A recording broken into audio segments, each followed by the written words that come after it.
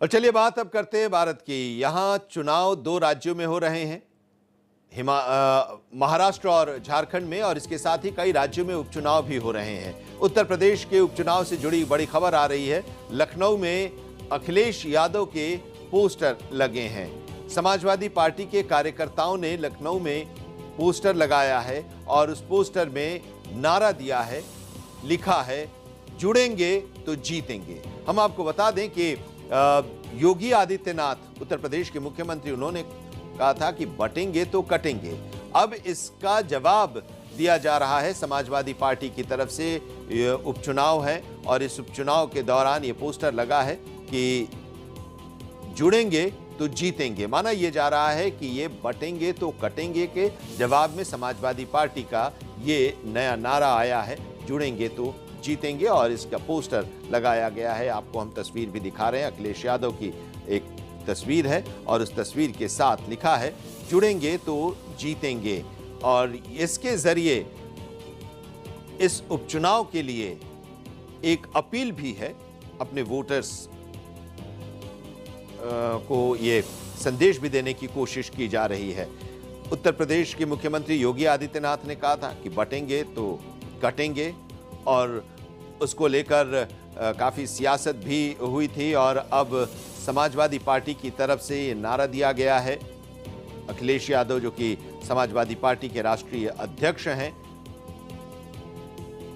उनकी तस्वीर के साथ, जुड़ेंगे तो जीतेंगे। अब ये जो पलटवार समाजवादी पार्टी की तरफ से किया गया है, इसके सियासी मायने क्या हैं, जरा समझते हैं। पवन singer, editor Uttar Pradesh Bharat express के, हमारे साथ जुड़े हुए हैं। पवन जी, जरा अब इसका सियासी मतलब समझाइए। बटेंगे तो कटेंगे का ये जवाब है समाजवादी पार्टी की तरफ से, जुड़ेंगे तो जीतेंगे चुनाव के दौरान। देखिए, निश्चित तौर पे इसका सियासी लाभ लेने का प्रयास दोनों पार्टियां कर रही हैं, चाहे वो भारतीय जनता पार्टी की बात कर लीजिए या समाजवादी पार्टी की बात कर लीजिए। समाजवादी पार्टी इस बात को जानती है कि जिस पीडीए का वो गठन किया है, अगर उनमें से जो ओबीसी और तमाम अलग अलग जो जातियां हैं वो अगर हट गई, भारतीय जनता पार्टी के साथ चली गई, तो ये एक तरीके से 30% से कम की मार्जिन इनकी वोटिंग परसेंटेज की होगी, या उस स्थिति में ये सरकार कभी नहीं बना सकते। यानी जो MY फैक्टर है समाजवादी पार्टी का, उसके साथ अगर अलग जातियां जुड़ती हैं, तभी जाकर के लोकसभा का जो रिजल्ट समाजवादी पार्टी के फेवर में आया था उस तरीके से आ सकता है। लिहाजा समाजवादी पार्टी यानी पीडीए जो अपने आप को बोलती है, उसमें इस बात का जिक्र किया गया है कि अगर सब लोग जुड़ेंगे तभी भारतीय जनता पार्टी को हरा सकते हैं।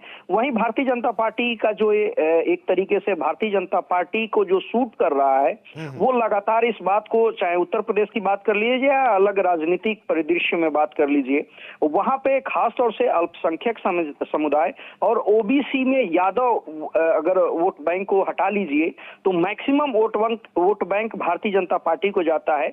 लेकिन 2024 के लोकसभा में आप जब देखेंगे तो उसमें कहीं ना कहीं आरक्षण के नाम पे, उसमें कहीं ना कहीं अगर कहा जाए कि जातिगत आंकड़ों के नाम पे बंटवारा हुआ है, और भारतीय जनता पार्टी को खासतौर से उत्तर प्रदेश में नुकसान उठाने को देखने को मिला है।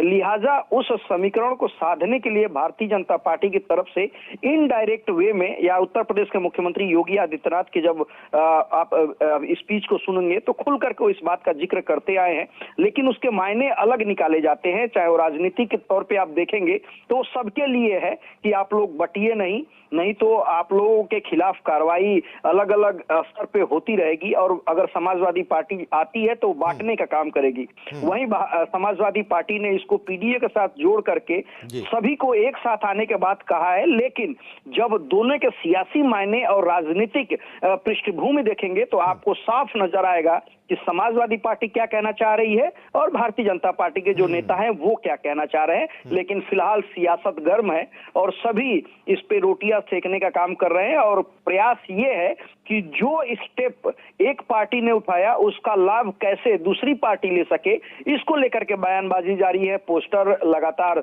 उत्तर प्रदेश सहित अलग अलग राज्यों में भी लगाए जा रहे हैं। वो तमाम सारे कवायद की जा रही है। वोट बैंक की राजनीति है विशुद्ध रूप से, और उसको देखते हुए एक दूसरे के ऊपर आरोप प्रत्यारोप का दौर चल रहा है, और अपने तरफ एक तरीके से पोस्टर के जरिए या बयानों के जरिए जनता को अपनी तरफ आकर्षित करने का प्रयास ये पार्टियां लगातार कर रही हैं।